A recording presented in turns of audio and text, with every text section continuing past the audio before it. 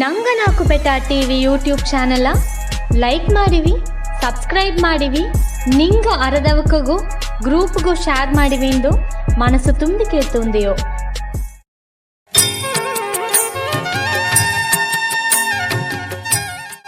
நாக்குபெட்டா தொலைக்காட்சி நேயர்கள் அனைவருக்கும் சக்தியின் பணிவான வணக்கங்கள். கீதை காட்டும் பாதை இந்த நிகழ்ச்சியின் மூலமாக உங்களை மீண்டும் சந்திப்பதில் பெருமகிழ்ச்சி அடைகின்றேன். கீதை சொல்கின்ற விளக்கத்தை யார் பேசலாம், யார் கேட்கலாம்? கீதையை ஓதுவதற்கு உரியவர்கள் யார்? கீதை பரமாத்மாவாகிய கண்ணனால் நமக்கு தரப்பட்டிருக்கின்றது. அந்த பரமாத்மா இல்லாத இடமில்லை. அவன் எல்லா அணுவிலும் ஊடுருவி இருக்கின்றான். எனவே கீதையை யார் வேண்டுமானாலும் சொல்லலாம், யார் வேண்டுமானாலும் கேட்கலாம். நல்ல பக்தியும் ஸ்ரத்தையும் நம்பிக்கையும் வேண்டும். கீதையை நாம் எளிதாக புரிந்து கொள்ளலாம். இல்லை, என்னுடைய ஞானமே பெரிது என்கின்ற தன்முனைப்புடன் ஆணவத்துடன் இறங்கினால் காரியம் விபரீதமாகிவிடும். ராமாயணத்தை எழுத தொடங்கும் முன் கம்பர் தனது அவையடக்கத்தை முன்வைக்கின்றார். எவ்வளவு பணிவு தெரியுமா? கவிச்சக்கரவர்த்தியினுடைய பணிவை காண்போமா? ஓசை பெற்றுயர் பார்க்கடல் முற்றவும் பூசை முற்றவும் நக்குபுக்கென ஆசை பற்றி அறையிலுற்றேன் இக்காசில் கொற்றத்து ராமன் கதையரோ என்கின்றார். ஓயாமல் அலையெழுப்பிக் கொண்டிருக்கக்கூடிய கடல், பார்க்கடல், அதனுடைய கரையில் வந்து நிற்கின்றது ஒரு பூனை. அந்த பூனைக்கு ஒரு எண்ணம் தோன்றியதாம், இந்த முழு கடலையும் நான் எனது நாவினால் நக்கியே குடித்து முடிப்பேன் என்று நினைத்ததாம். அதுபோலத்தான் இந்த ராமனுடைய கதையை, அதுவும் குற்றமற்ற பரம்பொருளாகிய அந்த ராமனுடைய கதையை ஏதோ ஒரு ஆசையினால் சொல்ல வந்து விட்டேன், மற்றபடி எனக்கு எந்த விதமான தகுதியும் இல்லை என்கின்றார். யார் சொல்வது? கவிச்சக்கரவர்த்தி சொல்கின்றார். அந்த பணிவுதான் கம்பராமாயணத்தை காலம் கடந்து நிற்க செய்திருக்கின்றது. பணிவு நமக்கு பக்தியை உண்டு பண்ணுகின்றது. பக்தியுடையவர்கள் காரியத்தில் பதறமாட்டார்கள். அவர்கள் செய்கின்ற அனைத்துமே வெற்றியை அடையும். மகாகவி அழகாக கூறுகின்றார், பக்தி உடையார் காரியத்தில் பதறார், வித்து முளைக்கும் தன்மை போல் மெல்ல செய்து பயனடைவார் என்கின்றார். இறைவனை சிந்தையில் கொண்டு அனைத்தையும் அவனிடத்தில் ஒப்படைத்துக் கொண்டு நம்மை அவனுடைய கருவியாக்கி கொண்டு காரியத்தில் இறங்கினால் வெற்றி நிச்சயம். இறைவன் கை கலந்து செய்கின்ற காரியம் எப்படி வெற்றியடையாமல் இருக்கும்? நாம் கண்ணனிடம் நம்மை ஒப்படைத்துக் கொண்டு சர்வம் கிருஷ்ணார்ப்பணம் என்ற எண்ணத்தோடு இந்த கீதை காட்டிய பாதை என்கின்ற நிகழ்வினை எடுத்துக்கொண்டுள்ளோம். எடுத்துக்கொண்டுள்ள காரியம் பெரிதுதான். ஆனால் பார்த்தசாரதி உடன் நிற்கின்றான். இது அவனுடைய ஆணை. இந்த நிகழ்வும் கூட, இந்த கீதை காட்டும் பாதை என்கின்ற நிகழ்ச்சியும் கூட கண்ணனது ஆணை. அவனன்றி ஓரணுவும் அசையாது. இனி அஞ்ச வேண்டியது எதுவும் இல்லை. தொடங்கியவன் அவன், தொடரவும் வைப்பான், வெற்றியும் ஈட்டித் தருவான். அவனுடைய திருப்பாதங்களை இறுக பற்றி கொண்டு நாம் இந்த கீதையை தருகின்ற ஞான அமிர்தத்தை பருக எத்தனிப்போம். அந்த அமிர்த கடலில் நாம் மூழ்கி அந்த இன்பத்தை பெறுவோம். இனி கண்ணன் பார்த்த சாரதியினுடைய தேரினை மட்டுமல்ல, நமது தேரினையும் வெற்றிகரமாக நடத்தி தருவான், ஐயமில்லை. கீதை காட்டும் பாதை அர்ஜுனனுக்கா நமக்கா?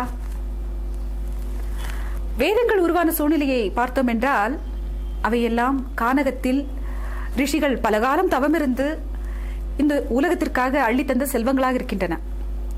ஆனால் கீதை உருவான சூழல் போர்க்களம், ஆர்ப்பாட்டமே உருவெடுத்த அழிவுக்கு இடமான போர்க்களம். அங்கு உதயமாகின்றது கீதை என்கின்ற ஞான செல்வம். கண்ணனால் அர்ஜுனனுக்கு உபதேசிக்கப்படுகின்றது.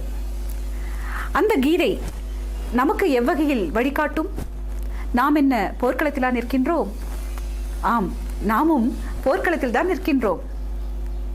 குருட்சேத்திரம் என்பது என்ன? நமது மனமே குருட்சேத்திரம்தான். இந்த உடலும் குருட்சேத்திரம்தான். இந்த உலகமே குருட்சேத்திரம்தான். ஓயாமல் போர்தான் இங்கு நடந்தேறிக் கொண்டிருக்கின்றது. நமது மனதுள்ளே, அந்த மனம் என்கின்ற குருட்சேத்திரத்துக்குள்ளே நல்ல எண்ணங்களுக்கும் தீய எண்ணங்களுக்கும் ஓயாத போர் மூண்டு கொண்டிருக்கின்றது. அங்கு நல்ல எண்ணங்கள் வெற்றி பெறுவதற்கு பார்த்தசாரதியின் துணை நமக்கும் தேவையாகின்றது. இந்த புற உலகில் ஓயாத போர் மூண்டு கொண்டிருக்கின்றது. நாம் எடுக்கின்ற எல்லா செயல்களிலுமே போராடித்தான் வெல்கின்றோம். நான் கல்வி கற்று இரவு பகலாக படித்து தேர்வை சந்திக்கின்ற பொழுது அது மிகப்பெரிய போராட்டமாக இருந்தது. இன்று கல்வியை கற்பிப்பதும் எனது மாணவனை எழுத வைப்பதும் அவனை தேர்வில் வெற்றி பெற செய்வதும் போராட்டமாக தான் தொடர்கின்றது. போருக்கு ஓய்வே இல்லை. ஒன்றிலிருந்து மற்றொன்று, ஒன்றிலிருந்து மற்றொன்று என்று அடுத்தடுத்த போர்களை நோக்கிதான் நாம் சென்று கொண்டிருக்கின்றோம். ஒவ்வொருவரும் தமக்கு ஏற்பட்டிருக்கக்கூடிய சூழ்நிலையிலிருந்து தப்பிக்கவே முயலுகின்றனர். அர்ஜுனனும் தனக்கு எதிர் வந்து நிற்கின்ற யுத்தத்திலிருந்து தப்பிக்க நினைத்தான். காண்டிவத்தை நழுவ விட்டு பார்த்தசாரதியின் பாதம் பணிந்து எனக்கு இந்த போர் வேண்டாம் என்றான். நமது சூழ்நிலையும் அதுதான். இங்கு எத்தனையோ பேர் தமக்கு ஏற்பட்டிருக்கக்கூடிய சூழ்நிலையிலிருந்து, இன்னல்களிலிருந்து தப்பி ஓட பார்க்கிறார்கள். கல்வி கற்கும் மாணவன் அந்த கல்வியை மிகப்பெரிய சுமையாக பார்க்கின்றான். அதில் ஏதேனும் தோல்வி ஏற்பட்டால் தற்கொலைக்கு முயல்கின்றான். வாழ்க்கை போராட்டத்தில் ஏற்படுகின்ற இன்னல்களுக்கு தீர்வு காண்பதற்காக தற்கொலையை நாடுகின்றான் ஒருவன். இல்லையா, போதை வஸ்துக்களை நாடுகின்றான். அதுவும் ஒரு வகையான தற்கொலைதான். அது தவணை முறையில் தற்கொலை. இதிலிருந்து நம்மை மீட்டுக் கொள்வதற்கு என்ன வழி? நாம் உண்மை கல்வியை தேட வேண்டும். உண்மை கல்வி என்பது என்ன? வாழ்க்கையை கற்றுத்தரக்கூடிய கல்விதான் உண்மையான கல்வி. வாழ்க்கையில் ஏற்படுகின்ற போராட்டங்களை வெல்வதற்கு நம்மை ஆயத்தப்படுத்துவது எதுவோ அதுதான் உண்மையான கல்வி. அர்ஜுனனுடைய சூழ்நிலைக்கு தரப்பட்ட அந்த அறிவு விருந்து இந்த கலியுகத்திலும் நம்மை வழிநடத்துவதற்கு மிக பொருத்தமான ஞான செல்வமாக வீற்றிருக்கின்றது. அந்த ஞான செல்வத்தை நாம் நாடி கற்கத்தான் வேண்டும். அப்பொழுது மட்டுமே இந்த வாழ்க்கையில் ஏற்படுகின்ற இன்னல்களிலிருந்து நம்மை ஈடேற்றிக் கொண்டு வெற்றியை உருவெடுத்தவர்களாக வாழ்வாங்க வாழ முடியும். வையத்துள் வாழ்வாங்க வாழ்பவன் வானரையும் தெய்வத்துள் வைக்கப்படுவான் என்பது வள்ளுவருடைய மொழி. நாமும் வானோர் போற்றும் தெய்வங்களாக உருவெடுப்பதற்கு, இந்த மனித பிறவியினுடைய உன்னதத்தை அறிந்து கொண்டு இன்னும் தெய்வீக நிலையை அடைவதற்கு அந்த பார்த்தசாரதியின் பாதத்தை பற்றி கொண்டு கிருஷ்ணா அர்ஜுனனுக்கு சொன்ன கீதையை எனக்கும் சொல், என்னுடைய வாழ்க்கை தேரையும் நீயே நடத்து, நான் வெற்றி பெற வேண்டும் என்று மண்டியிடுவோம். அவன் நமக்கும் வெற்றி கனியை தந்தருளுவான்.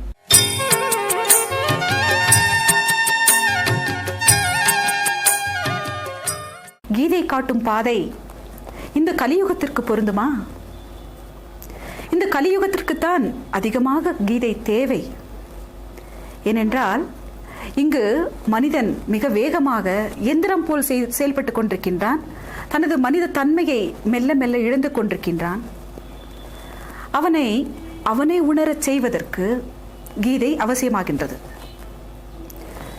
தன்னை அறிதல்தான் மனிதன் பெறுகின்ற ஞானத்தினுடைய அஸ்திவாரம். தன்னை அறிய தனக்கொரு கேடில்லை, தன்னை அறியாமல் தானே கெடுகின்றான். தன்னை அறியும் அறிவை அறிந்த பின் தன்னையே அர்ச்சிக்க தானிருந்தானே என்பது திருமந்திரம். மனிதன் தனக்குள் இருக்கின்ற மிகப்பெரிய ஆற்றலை உணர வேண்டும். தான் பிறந்ததனுடைய நோக்கத்தை முழுமையாக அறிதல் வேண்டும். ஜீவாத்மாவாகிய தான் பரமாத்மாவாகிய இறைவனை அடைய, தானே இறைவன் என்கின்ற நிலையை அடைய பிறப்பெடுத்திருக்கின்றோம் என்கின்ற உன்னதத்தை அவன் உணர வேண்டும். அப்படி அல்லாமல் தன்னுடைய வலிமையை உணராமல் தன்னை பற்றி தாழ்வாக நினைத்து கொண்டு மாய்கின்றவர்கள் எத்தனையோ பேர். தன்னம்பிக்கை மிக குறைவாக இருக்கின்ற யுகமும் கலியுகமாகத்தான் இருக்கின்றது. ஒரு பக்கம் அசுர வேகம், ஒரு பக்கம் ஐயோ என்னை விட்டுவிடுங்கள் என்கின்ற பரிதாப நிலை. எதையும் என்னால் செய்ய இயலாது, எனக்கு இந்த சூழ்நிலையோ இந்த வாழ்க்கை சூழலோ எதுவுமே எனக்கு பிடிக்கவில்லை, நான் தப்பித்து செல்ல இருக்கின்றேன் என்கின்ற அவலமான நிலையும் இங்குதான் இருக்கின்றது. தன்னுடைய ஆற்றலை மீறிய சிந்தனையும் இங்கு இருக்கின்றது. தன்னை பற்றி குறைவான சிந்தனையும் தாழ்வு மனப்பான்மையும் இந்த கலியுகத்தில் இருக்கின்றது. தனது உண்மை சுரூபத்தை அறிவதற்கு அவனுக்கு ஞான கல்வி தேவை. அந்த ஞான கல்வியை தருவதற்கு கீதை தயாராக இருக்கின்றது. அந்த பார்த்தசாரதி நமது எல்லோருடைய இதயங்களிலும் தோன்றி தரிசனம் தர காத்து கொண்டிருக்கின்றான், நம்மை வழிநடத்த காத்து கொண்டிருக்கின்றான். ஆனால் அவன் நம் மனதில் தோன்றுவதற்கு நம்மை நாம் தகுதியுள்ளவர்களாக்கிக் கொள்ள வேண்டும். அந்த தகுதிதான் என்ன? அன்பு. நான் அன்புடையவனாகத்தான் இருக்கின்றேன், ஆனால் கண்ணனை கண்டதே இல்லை. காரணம் என்ன? என்னுடைய அன்பு ஏதோ கட்டுப்பாடுகளுக்கு உட்பட்டதாக இருக்கின்றது, நிபந்தனைக்கு உட்பட்டதாக இருக்கின்றது. நான் அன்பு செலுத்துவதற்கு சில விதிமுறைகளை வைத்துக் கொண்டிருக்கின்றேன். நான் அன்பு செலுத்த வேண்டுமானால் அவர்கள் என்னுடைய உடலோடு ஏதோ ஒரு வகையில் இரத்த பந்தம் உள்ளவர்களாக இருக்க வேண்டும், உறவினர்களாக இருக்க வேண்டும். நான் அன்பு செலுத்த வேண்டும் என்றால் அவர்கள் நான் பேசுகின்ற மொழியே பேசுகின்றவர்களாக இருக்க வேண்டும். நான் அன்பு செலுத்த வேண்டும் என்றால் அவர்கள் என் நாட்டினராக இருக்க வேண்டும். நான் அன்பு செலுத்த வேண்டும் என்றால் அவர் மனிதராக இருக்க வேண்டும். இப்படி எத்தனையோ நிபந்தனைகள். ஆனால் அந்த பார்த்தசாரதி விரும்புகின்ற அன்பு, அந்த கிருஷ்ணனுக்கு பிடித்தமான அன்பு எது தெரியுமா? நிபந்தனைகளற்ற அன்பு, உலகமயமான அன்பு, ஆன்மநேய ஒருமைப்பாடு, எல்லா உயிர்களையும் மதிக்கின்ற அன்பு.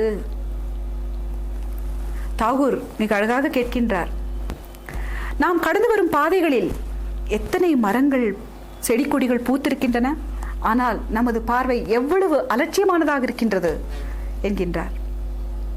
நாம் எதையும் மதித்து நோக்கவில்லை. இன்று மனிதனை மனிதன் மதிப்பதே குறைந்து விட்டது.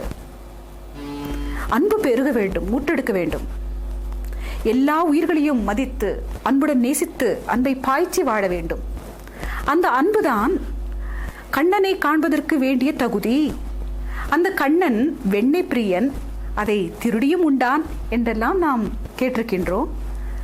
அவனுக்கு மிக பிடித்தமான வெண்ணெய் எது தெரியுமா? நாம் ஒவ்வொருவரும் அந்த வெண்ணெய் சட்டியுடன் தான் அவனுக்காக காத்திருக்க வேண்டுமா? ஆம், அவனுக்கு மிக பிடித்தமான வெண்ணெய் தூய மனதில் உருவாகின்ற அன்பு. நாம் இதயம் என்கின்ற அந்த பாத்திரத்தில் அந்த தூய அன்பினை, நிபந்தனையற்ற அன்பினை அனைத்து ஆன்மாவின் மீதும் பாய்ச்சுவதற்கு தயாராக இருக்கின்ற அன்பாகிய வெண்ணையை நிரப்பிக் கொண்டு காத்திருந்தோமையானால் அந்த கண்ணன் தரிசனம் தருவான். அவன் நிச்சயம் எழுந்தருளி இந்த கலியுகத்திலும் நமக்கு காட்சி தர தயாராக இருக்கின்றான். இந்த கலியுகத்தில் நாம் காணுகின்ற இன்னல்களிலிருந்து நம்மை மீட்டெடுக்க தயாராக இருக்கின்றான். இந்த வாழ்க்கை போர்க்களத்தில் நமக்கு வெற்றியை தருவதற்கு அவன் தயாராக இருக்கின்றான். நம் மனதில் எழுகின்ற குழப்பங்களை எல்லாம் நீக்கி நமக்கு ஞான உபதேசத்தை அள்ளி அள்ளி தர தயாராக இருக்கின்றான். எனவே நிபந்தனைகளற்ற அன்புடைய உயர்ந்த மனிதத்தோடு நாம் இந்த கலியுகத்தின் போராட்டங்களில் கண்ணனின் துணையோடு இறங்குவோம், வெற்றி பெறுவோம்.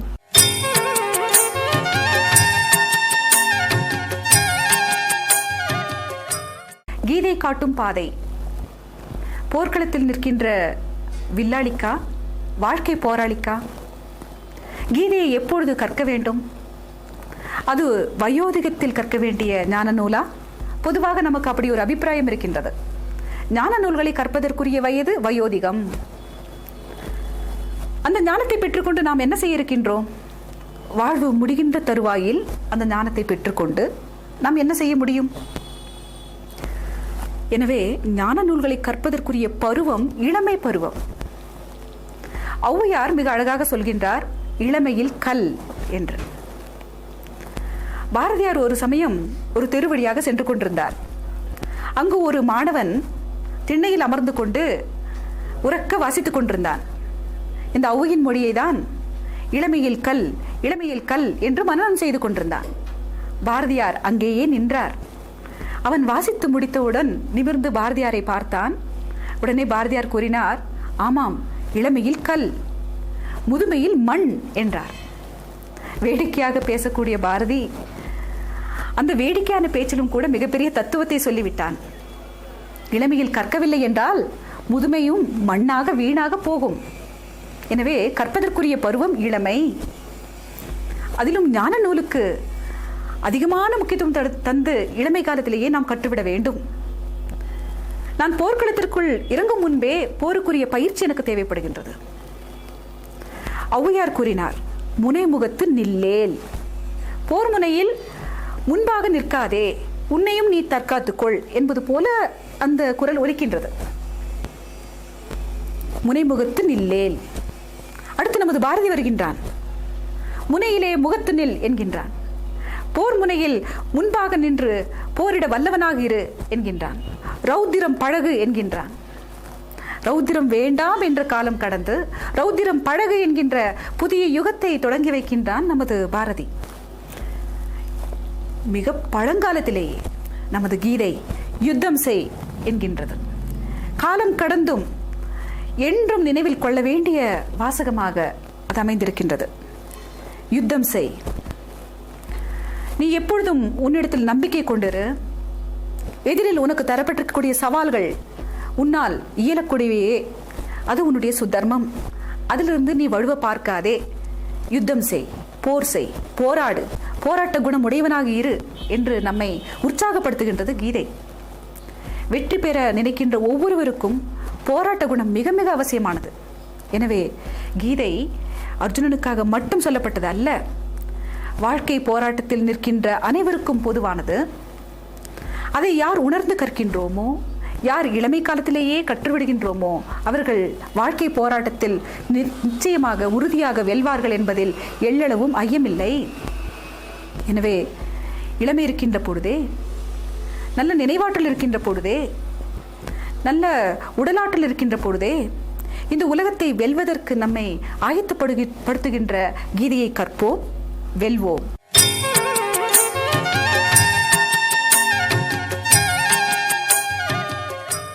கீதை குறிப்பிட்ட ஒரு மதத்தினருக்கா இல்லை மனித குலத்திற்கா? அது ஒரு ஞான நூல். ஞானம் மனிதனுக்கு பொதுவானது என்கின்ற பொழுது கீதையும் மனித குலத்திற்கு பொதுவானது. இந்த கீதையை கற்றுக்கொள்ள வேண்டும் என்று இவ்வளவு வலியுறுத்தி கூறுவதற்கான காரணம் என்ன தெரியுமா? அப்படிப்பட்ட நிபந்தனை நமது நம்பிக்கைகளில் இல்லை. மற்ற சமயத்தாரிடம் வேதத்தை கற்றுவிட வேண்டும் என்கின்ற உறுதி இருக்கின்றது, நிர்பந்தமும் இருக்கின்றது. ஆனால் இந்து சமயத்தாரிடம் வேதத்தை தெரிந்து வைத்திருக்க வேண்டும் என்கின்ற நிபந்தனைகள் ஏதும் இல்லை. நமது விருப்பத்திற்கு சுதந்திரமாக விடப்பட்டிருக்கின்றோம்.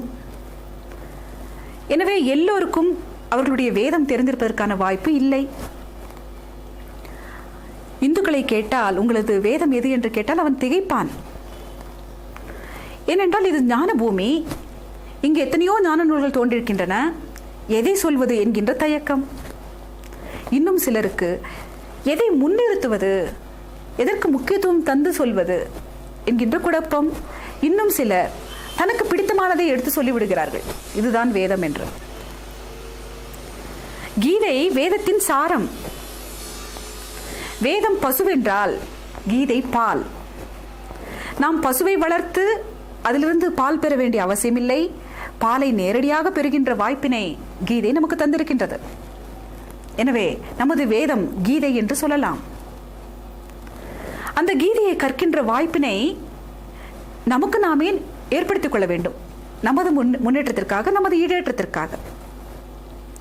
காந்திஜிக்கு கூட 20 வயது வரை அந்த எண்ணம் தோன்றவில்லை. அவருக்கு கீதையை கற்றுக்கொள்ள வேண்டும் என்கின்ற உத்வேகத்தை தூண்டியவர்கள் யார் தெரியுமா? 2 ஆங்கிலேய நண்பர்கள். அதை குறித்து அண்ணல் சற்று வருத்தமும் தெரிவிக்கின்றார். நமது ஞான மண்ணில் உருவான வேதத்தை நான் அறிந்திருக்கவில்லை, ஆங்கிலேய நண்பர்கள் சொல்லிதான் நான் அதை கற்க துவங்கினேன். காரணம் என்னவென்றால் அது சமஸ்கிருதத்தில் இருக்கின்றது. எனக்கு சமஸ்கிருத ஞானம் அவ்வளவு இல்லாதபடியினால் நான் தயக்கம் கொண்டேன் என்கின்றார். அந்த ஆங்கிலேய நண்பர்கள் எட்வின் அர்னால்டு மொழிபெயர்த்திருக்கக்கூடிய ஒரு ஆங்கில பிரதியை அவருக்கு தருகிறார்கள். முதன்முறையாக காந்திஜி கீதையை ஆங்கிலத்தில் கற்கின்றார். கீதையை முதலில் அச்சிட்டு வெளியிட்டது யார் தெரியுமா? அதை மொழிபெயர்த்து வெளியிட்டவர்கள் ஈஸ்ட் இந்தியன் கம்பெனி, கிழக்கிந்திய கம்பெனி, இந்தியாவை ஆள வந்த ஆங்கிலேயர்கள்.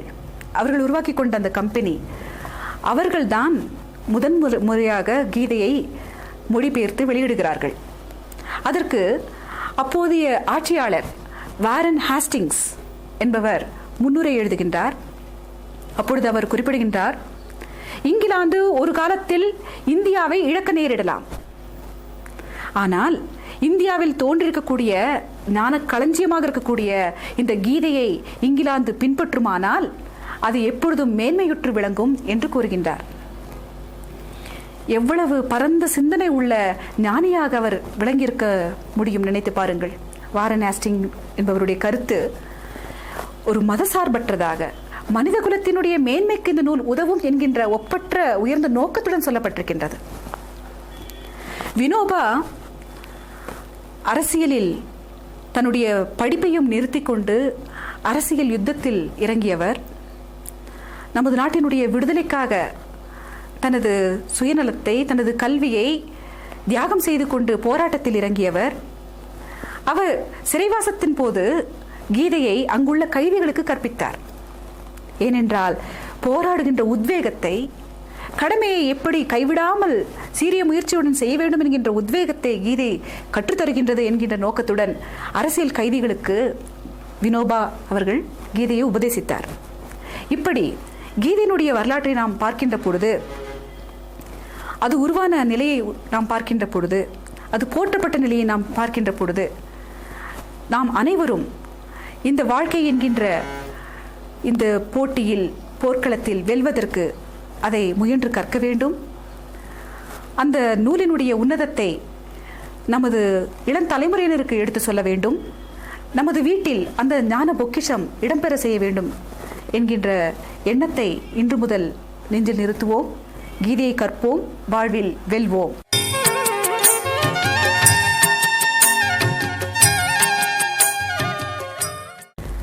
கீதைக்கு எழுந்திருக்கக்கூடிய விளக்க உரைகளை பார்த்தோமே என்றால், ஒவ்வொரு வியாக்கியான கர்த்தாவும் அவருடைய மனப்போக்கின்படி அதற்கு விளக்கம் தந்திருக்கின்றார்கள். அவற்றில் எவற்றை நாம் பின்பற்றுவது என்கின்ற ஒரு எண்ணம் நமக்கு உண்டாகும். ஆனால் அனைத்துமே பொருத்தமானவைதான். ஒருவர் கீதை பக்தி மார்க்கத்தை சொல்கின்றது என்று கூறலாம். இல்லை, ஞான மார்க்கம்தான் அதில் அதிகமாக பேசப்பட்டிருக்கின்றது என்று இன்னொருவர் கூறலாம். இராணுவத்திற்கு பொருத்தமான விஷயங்கள் ஏராளமாக சொல்லப்பட்டிருக்கின்றன என்று ஒருவர் விளக்கம் தரலாம். அரசியல் சம்பந்தப்பட்ட செய்திகள் அதிகமாக இருக்கின்றன என்று ஒருத்தர் வாதாடலாம். அனைத்திற்கும் இடம் தருகின்றது கீதை. குருட்சேத்திரம் என்ற இடத்தில், இந்த போர் நடந்த அந்த போர்க்களமாகிய அந்த இடத்தில், அந்த வரலாற்று பிரசித்தி பெற்ற அந்த மண்ணில் கீதா மந்திரம் என்கின்ற ஒரு கோயில் கட்டப்பட்டிருக்கின்றது. அங்கு கீதைக்கு உருவாகி இருக்கின்ற 300க்கும் மேற்பட்ட விளக்க நூல்கள் அங்கு வைக்கப்பட்டிருக்கின்றன. இன்னும் புதிதாக விளக்க உரைகள் எழுந்த வண்ணமாகவே இருக்கின்றன. அத்தனையும் ஏற்கத்தக்கவைதான். ஒவ்வொருவரும் அவரவருடைய பக்குவத்திற்கு ஏற்ற விளக்கங்களை தந்திருக்கிறார்கள். சூரியன் உதயமாகின்றது. அதை வானநூல் ஆராய்ச்சியாளன் ஒரு விதமாக தனது கருத்துக்களை முன்னிறுத்தி அதற்கு விளக்கம் சொல்வான். ஒளியை பற்றி ஆராய்கின்றவன் தன்னுடைய கண்ணோட்டத்தின்படி அதற்கு ஒரு விளக்கத்தை முன்வைப்பான். உயிரியல் தத்துவவாதி, உயிரியல் ஆராய்ச்சியாளன் அதே சூரியோதயத்தை தன்னுடைய பார்வையிலிருந்து விளக்குவான். அனைத்தும் பொருத்தம்தானே? அதுபோலத்தான் கீதைக்கு எழுந்திருக்கக்கூடிய விளக்கங்கள் அத்தனையும் ஏற்கத்தக்கவையாகத்தான் இருக்கின்றன. ஆனால் அனைத்திலும் மேலான விளக்கம் எது தெரியுமா? கண்ணனுடைய வாழ்வு, கிருஷ்ணனுடைய வாழ்வு. அதுதான் கீதைக்கு மிக பொருத்தமான விளக்கம். அவதார புருஷர்கள் அவர்கள் உதிர்க்கின்ற வார்த்தையை காட்டிலும் அவர்கள் வாழ்கின்ற வாழ்வை மேம்படுத்தி வாழ்ந்து காட்டுவார்கள். அவருடைய வாழ்க்கைதான் இந்த உலகத்திற்கு மிகப்பெரிய பாடமாகின்றது. அந்த வகையில் கண்ணன் அளித்திருக்கின்ற கீதைக்கு மிக பொருத்தமான வியாக்கியானம், மிக பொருத்தமான விளக்கம் கண்ணனுடைய வாழ்வு. அவனுடைய பாலப்பருவம் முழுவதும் அவன் விளையாட்டாக மிக சந்தோஷமாக கழிக்கின்றான். நமக்கும் அதையே அவன் அறிவுறுத்துகின்றான். இந்த வாழ்க்கையை விளையாட்டாக எடுத்துக்கொள்ளுங்கள், எளிமையாக எடுத்துக்கொள்ளுங்கள் என்கின்றான். கவலையற்று மகிழ்ச்சியாக வாழுங்கள், ஆனந்த ரூபமாக வாழ்ந்திருங்கள் என்று சொல்கின்றான். அடுத்து துவாரகையில் அவன் அரசனாக விட்டிருக்கின்றான். அங்கு அரசனுக்குரிய சர்வ லட்சணத்தோடு நமது துவாரகாபதி காட்சியளிக்கின்றான். சூழ்நிலை மாறுகின்ற பொழுது அந்தந்த சூழ்நிலைக்கு ஏற்றவனாக உன்னை நீ உருமாற்றிக் கொள்ள வேண்டும். அந்த சூழ்நிலையை நீ ஏற்றுக்கொள்ள வேண்டும், அந்த சூழ்நிலைக்கு ஏற்றவனாக உன்னை நீ தந்துவிட வேண்டும் என்பதுதான் அந்த கீதாச்சாரியன் நமக்கு தருகின்ற அறிவுரை. ஆனால் வேறு விதமான ஒரு கருத்து இருக்கின்றது. அந்த கருத்து நமக்கு திணிக்கப்படுகின்றது. சிலர் வியாபார உத்தியோடு ஏதோ அவர்கள் வைத்திருக்கின்ற தத்துவத்தை நமக்கு திணிப்பதற்காக கண்ணன் மீது, கண்ணனுடைய வாழ்வின் மீது சில அர்த்தமற்ற கருத்துக்களை நமக்கு திணிக்கிறார்கள். ராமன் வாழ்ந்தது போல வாழ வேண்டும் என்றும், கண்ணன் உபதேசித்தது போல நாம் வாழ வேண்டும் என்றும் கூறுகிறார்கள். ஆக கண்ணனுடைய வாழ்க்கையை கடைபிடிக்க கூடாது என்பது போல அந்த கருத்து அமைகின்றது. ஆனால் எவ்வளவு முரணான கருத்து தெரியுமா அது? எதற்காக அப்படி கூறுகிறார்கள்? அவன் எண்ணற்ற கோபியர்களுடன் மகிழ்ந்திருந்தான், அதை நாம் கடைபிடிக்க கூடாது என்பது அவர்களுடைய வாதமாக இருக்கின்றது.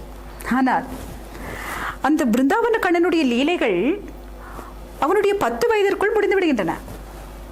ஒரு 10 வயது சிறுவன் பல பெண்களுடன் தூர்த்தனாக இருந்தான் என்பதை ஏற்றுக்கொள்வீர்களா? உங்களுடைய அறிவியலாவது அதற்கு ஆதாரம் தருகின்றதா? அதை சரிதான் என்கின்றதா? இந்த இயற்கை அதற்கு இடம் தருமா? எவ்வளவு முரண்பட்ட கருத்து அது! அவன் கோபி ஸ்திரீகளை தனது நட்பாக்கி கொண்டான். கண்ணனை அடைவதற்குரிய தகுதி என்று நாம் என்ன உரைத்தோம்? அன்பு, அதுவும் நிபந்தனையற்ற அன்பு. அங்கு ஆண் பெண் என்கின்ற பேதமே இல்லை. அதைதான் கீதை நமக்கு உபதேசிக்கின்றது. அதையே கண்ணன் வாழ்ந்து காட்டுகின்றான். நண்பர்களை பெருக்கிக் கொள்கின்றான். கோபியர்களும் ஏராளமான பேர், கோபிய ஸ்திரீகளும் ஏராளமான பேர் அவனுடைய நட்பாக இருந்தார்கள். அனைவருடனும் அவன் மகிழ்ச்சியாக தனது இளமை பருவத்தை கொண்டாடினான். அரசனாக அவன் பதவியேற்கின்ற பொழுது சிறந்த மன்னனாக அவன் வாழ்ந்து காட்டுகின்றான். அவன் ஒரு கர்ம வீரன், கர்ம யோகி.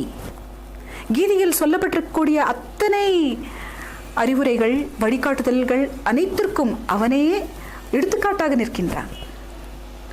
அவன் சொல் வீரன் அல்ல, சொல் பேச்சு வீரன் மட்டுமல்ல, அவன் செயல் வீரன். தான் எதை கடைபிடித்தானோ அதையே தான் இந்த அகிலத்திற்கு அறிவுரையாக தந்துவிட்டு சென்றிருக்கின்றான்.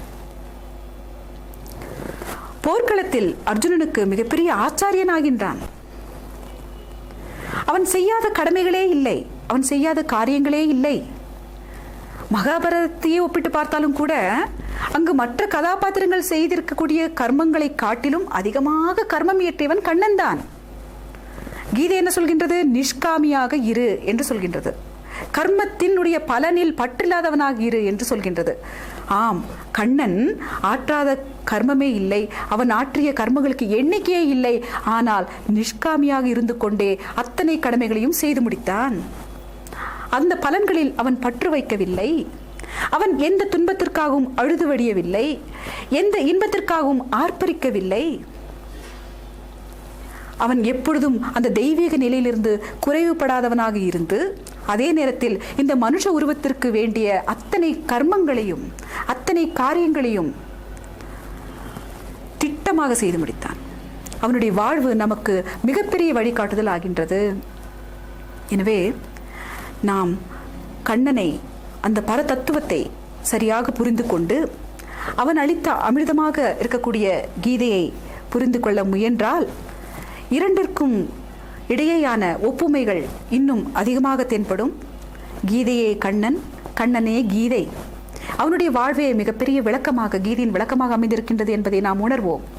உணர்ந்து கற்போம், உயர்வடைவோம்.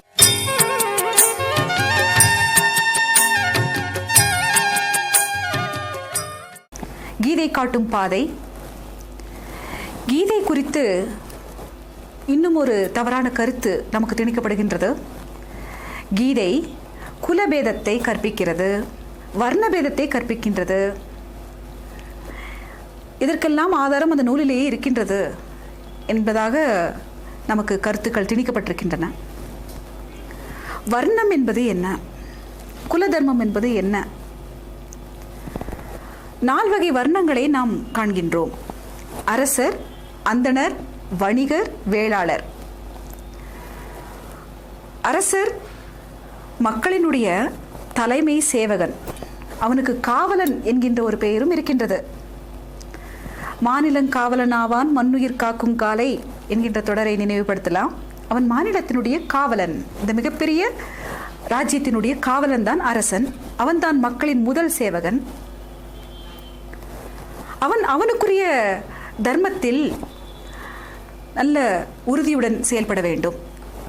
அது அரசனுக்குரிய தர்மம். ஒரு நாட்டினுடைய தலைவனாக, நாட்டினுடைய தலைமை பிரஜையாக இருக்கக்கூடியவன் சில தர்மங்களுக்கு கட்டுப்பட்டிருக்க வேண்டும். அதுதான் அவனுடைய மக்களுக்கும் அந்த நாட்டிற்கும் நன்மையை உண்டாக்கும் என்பதனால் அவனுக்குரிய சில விதிமுறைகள் வகுக்கப்பட்டிருக்கின்றன. அது அரசனுக்குரிய தர்மம்.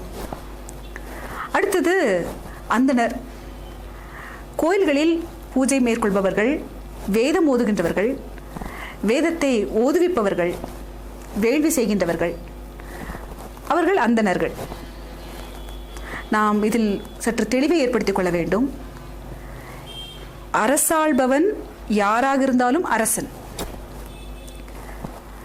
யாரெல்லாம் வேதம் ஓதுகின்றானோ அவன் வேதியன்.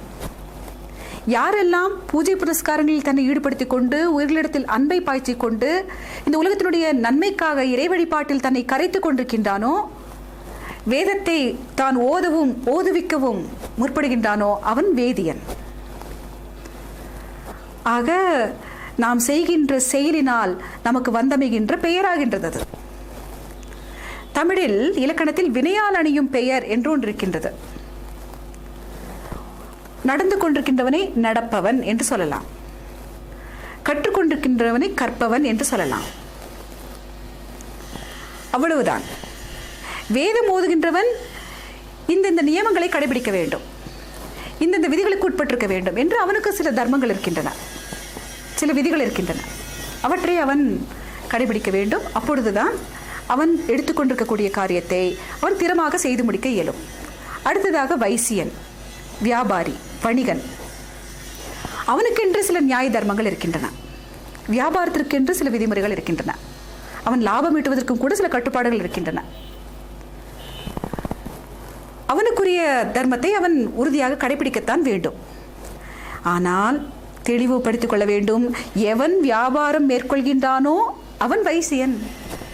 வைசியன்தான் வியாபாரம் மேற்கொள்ள வேண்டும் என்பது அல்ல. எவன் வியாபாரம் மேற்கொள்கின்றானோ அவன் வைசியன். அடுத்து நான்காவதாக சூத்திரன். இந்த சூத்திரனிடத்தில்தான் இத்தகைய கருத்து திணிப்புகள் எல்லாம் ஏற்படுத்தப்படுகின்றன. உங்களை தாழ்வாக வைத்திருக்கிறார்கள். இந்த சமுதாயத்தினுடைய கீழ்நிலையில் நீங்கள் தள்ளப்பட்டிருக்கிறீர்கள். நீங்கள் சூத்திரர்கள். உங்களுக்கு வேதம் ஓதுவதற்கு கூட உரிமை கிடையாது. இறை வழிபாட்டிற்கு கூட உங்களுக்கு உரிமை கிடையாது என்றெல்லாம் சில தவறான நம்பிக்கைகள், தவறான கருத்துக்கள் அவர்கள் மீது திணிக்கப்பட்டிருக்கின்றன. யார் அந்த சூத்திரர்கள்?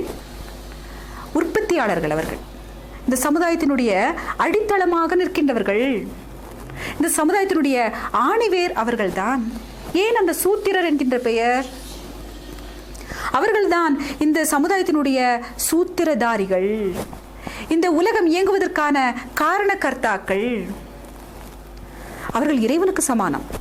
எப்படி இறை தத்துவத்தை அவனன்றி ஓர் அணுவும் அசையாது என்று சொல்கின்றோமோ, அப்படிதான் இந்த அடித்தளம், இந்த சூத்திரதாரிகள் இல்லை என்றால் எதுவும் அசையாது. அங்கு வணிகனும் இல்லை, அங்கு அந்தணனும் இல்லை, அங்கு அரசனும் இல்லை. எனவே சூத்திரன் இந்த உலகத்தினுடைய ஆதாரம், இந்த உலகத்தினுடைய சூத்திரதாரி. அவன் ஆண்டவனுக்கு சமமானவன். அவனவனுக்குரிய தர்மத்தில் விதிகளுக்கு கட்டுப்பட்டிருக்க வேண்டும் என்பதை கீதை சொல்கின்றது. ஆனால் அதை பிறப்படிப்படையில் எடுத்துக்கொண்டு நாம் தான் நமது அறியாமையினால் பிதற்றிக் கொண்டு திரிகின்றோம். இது செயல் அடிப்படையில் உருவான வர்ணம். அதற்கு மகாபாரதத்திலேயே அடிப்படை அகச்சான்றுகள் இருக்கின்றன. தேரோட்டியின் மகன் என்று சொல்லப்பட்ட கர்ணன் தேரோட்ட ஆசை கொள்ளவில்லை. தன் தந்தையை விட இன்னும் திறமையான தேரோட்டியாக வந்துவிட வேண்டும் என்று அவன் ஆசை கொள்ளவில்லை. அவன் அரசனாக ஆசை கொண்டான். கீதாச்சாரியன் நமக்கு ஒன்றை சொல்கின்றான். நாம் அறிந்தது, எதை நினைக்கின்றாயோ அதுவாகவே ஆகிறாய். இந்த உலகம் சுதந்திரமயமானது. உன்னுடைய எண்ணம் எதை திடமாக பற்றி கொள்கின்றதோ அதனுடைய வழியிலேயே உன்னுடைய வாழ்வு நகர்கின்றது. கர்ணன் தேரோட்டியின் மகன், நான் இன்னொரு தேரோட்டியாக வேண்டும் என்று நினைக்கவில்லை. அவன் அரசனாக ஆசைப்பட்டான், அரசனானான், அங்கத நாட்டினுடைய அரசனானான். ஆக அவன் எந்த தொழிலை மேற்கொள்கின்றானோ, எந்த செயலில் இறங்குகின்றானோ அது அவனுடைய வர்ணமாகிறது. அதற்குரியவனாக அவன் தன்னுடைய தகுதிகளை பெருக்கிக் கொள்ள வேண்டும். கண்ணனே மிகப்பெரிய சான்று. அவன் இடையர் குலத்தில் இடையனாகத்தான் இருந்தான். ஆடு மாடுகளை மேய்ப்பதில் கெட்டிக்காரன் அவன். சரியாக கடமையை செய்தான். அரசனான பொழுது துவாரகபதியினுடைய மிக சிறந்த அரசனாக விட்டிருந்தான். எந்த செயலை செய்கின்றேனோ அதனால் எனக்கு ஒரு நாமம் அமைகின்றது, அந்த தொழிலினால் எனக்கு ஒரு பெயர் அமைகின்றது, பிறப்பின் அடிப்படையில் அல்ல. பீஷ்மர் அரச வம்சத்தில் பிறக்கின்றார், ஆனால் தான் அரசாள வேண்டும் என்கின்ற இச்சையை துறக்கின்றார். அவர் ஒரு ஆச்சாரியனை போல நடந்து கொள்கின்றார், ஒரு அந்தணனை போல அந்த அரச வம்சத்தினரை வழிநடத்தி கொண்டு செல்கின்றார். ஆக பிறப்படிப்படையில் வர்ணம் வலியுறுத்தப்படுகின்றது கீதையில் என்கின்ற கருத்து மிக மிக தவறான கருத்து. அகச்சான்றுகளே அதற்கு இடமளிப்பது இல்லை. கண்ணனுடைய வாழ்வும் கர்ணனுடைய வாழ்வும் பீஷ்மருடைய வாழ்வுமே நமக்கு அகச்சான்றுகளாக தோன்றி காட்சியளித்து தொழிலடிப்படையில் ஏற்படுகின்றது தான் வர்ணம். நீ எந்த தொழிலை உனது விருப்ப தொழிலாக எடுத்துக்கொள்கின்றாயோ அதற்கு உரியவனாக உன்னை நீ கட்டி அமைத்துக்கொள், உன்னை தகுதிப்படுத்திக்கொள் என்று கீதை நமக்கு மொழிகின்றது. எனவே கீதை மீதான இந்த தவறான கருத்தை நாம் தகர்த்தெறிய வேண்டும். கீதையை தெளிவாக விழிப்புடன் கற்க வேண்டும்.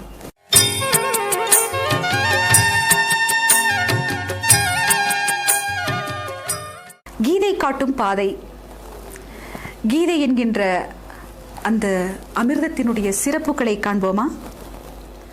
கீதை மகாபாரதத்தில் நடுநாயகமாக வீற்றிருக்கின்றது. ஒரு பக்கம் 6 பருவங்களும் இன்னொரு பக்கம் 12 பருவங்களும் நிற்க நடுவில் ரத்தினமாக ஜொலிக்கின்றது. போர்க்களத்தில் புகட்டப்பட்டது. ஒரு பக்கம் 7 அசௌனிகள், இன்னொரு பக்கம் 12 அசௌனிகள் மத்தியில் அந்த கண்ணனால் அர்ஜுனனுக்கு அருளப்பெற்றது. தேவபாஷை என்று சொல்லப்படுகின்ற சமஸ்கிருதத்தில் அந்த கீதையினுடைய முழுமையை நாம் காணலாம். சமஸ்கிருதம்தான் தேவ பாஷையா? எல்லா பாஷைகளும் தேவ பாஷைதான். நாம் இறைவனை எப்படி உணர்ந்து வைத்திருக்கின்றோம்? நமது முன்னோர்கள் இறைவனை எப்படி பாடி பரவினார்கள்? ஓசை ஒலியெல்லாம் ஆனாய் நீயே என்றனர். ஓசை ஒலி சேர்ந்ததுதானே பாஷை? எல்லா பாஷைக்கும் ஆதாரம் ஓசை ஒலிதானே. நாத விந்து கலாதி நமோ நம என்றார்கள் இறைவனை. நாதத்தை எடுத்துவிட்டால் மொழி ஏது? அனைத்து மொழிக்கும் ஆதாரம் நாதம். அந்த நாத பிரம்மம்தான் இறைவன் என்கின்ற பொழுது அனைத்து பாஷைகளும் தேவ பாஷைதான். அந்த சமஸ்கிருத ஸ்லோகங்களை நாம் பார்க்கின்ற பொழுது அழகான கலைச்சொற்கள் நிரம்பி இருக்கின்றது சமஸ்கிருதத்தில். கீதையின் மூலமாக நாம் அவற்றை அறிமுகம் செய்து கொள்கின்றோம். நமக்கு இயலுமானால் அந்த சமஸ்கிருத ஸ்லோகங்களையே பார்த்து படித்து பிறகு புரிதலுக்காக தமிழ் விளக்கங்களுக்கு நாம் செல்வோம். அழகான சொற்கள், அவற்றை மொழிபெயர்த்தால் கூட பொருள் குறைவுபடுமோ என்ற தயக்கத்தை ஏற்படுத்தக்கூடிய சொற்களை நாம் காண முடிகின்றது கீதையில். மிக சிறப்பான ஒரு கதாபாத்திரத்தை நமக்கு அறிமுகம் செய்கின்றான் கண்ணன். யார் தெரியுமா? ஸ்தித பிரஜ்ஞன். அவன் எங்கிருக்கின்றான்? அவனுடைய முகவரி யாது? அவன் எல்லோருக்குள்ளும் இருக்கின்றான். அவனை நாம் இன்னும் உணரத்தான் இல்லை. அந்த ஸ்தித பிரஜ்ஞனை, அவன் யார் என்பதை, அவனுடைய அடையாளங்களை, அவனுடைய வாழ்க்கை முறையை, அவனுடைய திட சித்தத்தை நாம் கீதையில் காண இருக்கின்றோம். பிறகு அவன் நமக்குள்ளேயே ஒளிர்வதை உணர இருக்கின்றோம். மற்றொரு கீதையின் சிறப்பான அம்சம் சுதர்மம். உலகில் தோன்றியிருக்கக்கூடிய வேதங்கள் எல்லாம் எத்தனையோ தர்மங்களை இயம்புகின்றன. கீதை நமக்கு சொல்கின்ற தர்மம் எது தெரியுமா? சுதர்மம். சுதர்மம் என்றால் சுய தர்மம். உனக்காக இங்கு காத்து நிற்கின்ற கடமைகள், உனக்கு முன்பு இயல்பாகவே அமைந்து நிற்கக்கூடிய நீ கட்டாயம் செய்தே முடிக்க வேண்டிய கடமைகள் தான் உன்னுடைய சுதர்மம். அவற்றை செய்தே மனிதன் முன்னேறலாம். அந்த சுதர்மத்தை மனைவியுடன் ஒப்பிடலாமா, இல்லை வாழ்க்கை துணை என்று சொல்லிக்கொள்ளலாமா என்றால் பொருந்தாது. ஏனென்றால் வாழ்க்கை துணையை நாம் தேர்ந்தெடுக்கலாம். நாம் பிறந்து வளர்ந்து ஒரு பக்குவத்திற்கு வந்த பிறகு நமது விருப்பத்திற்கேற்றவாறு வாழ்க்கை துணையை தேர்ந்தெடுக்கின்ற வாய்ப்பு இருக்கின்றது. ஆனால் சுதர்மம் அப்படிப்பட்டது அல்ல. சுதர்மம் நமக்காக அதுவாக காத்து கொண்டு நிற்கின்றது. அதை தாயுடன் ஒப்பிடலாம். தாயை நாம் தேர்ந்தெடுக்க வேண்டிய அவசியம் நமக்கு இருக்கவில்லை. அந்த வாய்ப்பு நமக்கு தரப்படவில்லை. நான் இந்த ஊரில் இந்த தாய் தந்தையருக்கு பிறப்பேன் என்று நாம் நிர்ணயம் செய்து கொள்ள இயலவில்லை. தாய் நமக்காக காத்திருக்கின்றாள். அதுபோலத்தான் நாம் செய்ய வேண்டிய கடமை, இந்த உலகத்தில் நாம் இயற்ற வேண்டிய கடமைகள் நமக்காக காத்திருக்கின்றன. நாம் பிறந்தவுடனேயே அந்த காரியத்தில் நாம் இறங்குகின்றோம், பணியாற்ற தொடங்குகின்றோம். அதுதான் சுதர்மம். அந்த சுதர்மம் சில சமயங்களில் எளிமையானதாக தோன்றலாம், சிறப்பற்றதாக தோன்றலாம். என்னுடைய தாய் கூட காட்சிக்கு மிக எளியவளாக, சாமானியமானவளாக காட்சியளிக்கலாம். தாயை மாற்றலாமா? அப்படித்தான் சுதர்மத்தை மாற்றிடக்கூடாது. அது எனக்கு விருப்பமுடையது, விருப்பமில்லை, அது எளிமையானது, சிறப்பானது, இந்த வர்ணனைகளுக்கெல்லாம் அப்பாற்பட்டது, நான் உறுதியாக செய்தே முடிக்க வேண்டிய ஒன்று. அதை நாம் இந்த பூமியுடன் ஒப்பிடலாம். இந்த பூமி இயல்பாக தனக்கென்று ஒளி இல்லாதது தான். ஆனால் இந்த பூமியை தவிர நான் வாழ்வதற்கு வேறொரு ஆதாரம் ஏது? இதோடு ஒப்பிடுகின்ற பொழுது அந்த சூரியன் மிக பிரகாசமானது தான். ஆனால் சூரியன் எனக்குரிய வசிப்பிடமா? அது என்னை வாழ வைக்குமா? நெருங்கினால் பொசுக்கி விடுமே. எனவே சுதர்மம் எனக்கான சுதர்மம், என்னுடைய தர்மம், நான் செய்தே முடிக்க வேண்டிய காரியம். அது எவ்வளவு எளிமையானதாக இருந்தாலும் அதை இயற்றிதான், அதை செய்துதான் நான் ஈடேற வேண்டும். எனக்கு முன்னிற்கக்கூடிய சவால்களை, எனக்கு முன்னிற்கக்கூடிய கடமைகளை நான் நேர்மறை சிந்தனையுடன் அணுக வேண்டும் என்பதை கீதை நமக்கு கற்பிக்கின்றது. இது கீதையினுடைய அழகு, கீதையினுடைய சிறப்பம்சம், சிறந்த தர்மம். கீதை நமக்கு அறிவிக்கின்ற மிக சிறப்பான புதிய தர்மம், வேறு எந்த வேதங்களிலும் காண முடியாத தர்மம் சுதர்மம். வேதங்களில் மகா வாக்கியங்கள் 4 இருக்கின்றன. அவற்றில் மிக சிறப்பானது தத்துவமசி. கீதை அந்த தத்துவமசியினுடைய பிரமாணமாக வீற்றிருக்கின்றது. 18 அத்தியாயங்களை உடையது. அதை 3 ஷட்கங்களாக பிரிக்கிறார்கள். முதல் ஷட்கம், ஷட்கம் என்றால் 6, முதல் 6 யோகம், அடுத்த 6 யோகம், அடுத்த 6 யோகம், 3 ஷட்கங்களாக பிரிக்கிறார்கள். அதில் முதல் ஷட்கம் தத். தத் என்றால் நீ. அடுத்த 6 துவம். துவம் என்றால் அது.